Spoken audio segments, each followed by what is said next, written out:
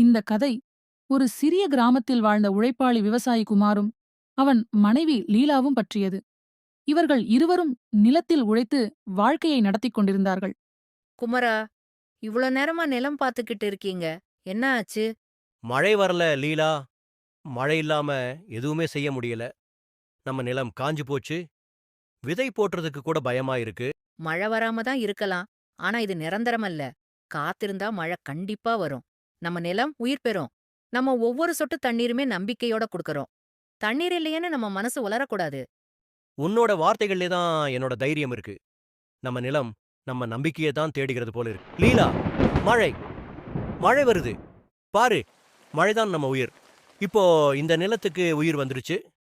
நம்ம உழைப்பும் மழையும் சேர்ந்து சோறு தரப்போறது. சரி, மழை வந்ததால் தான் எல்லார் வாழ்க்கையும் செழிக்கும் வந்துருச்சு. இதுக்காகத்தான் மழைய வாழ்க்கையின் பரிசுன்னு சொல்வாங்க.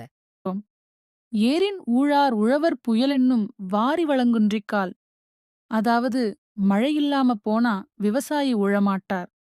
மழைதான் விவசாயத்துக்கும் வாழ்க்கைக்கும் அடிப்படை.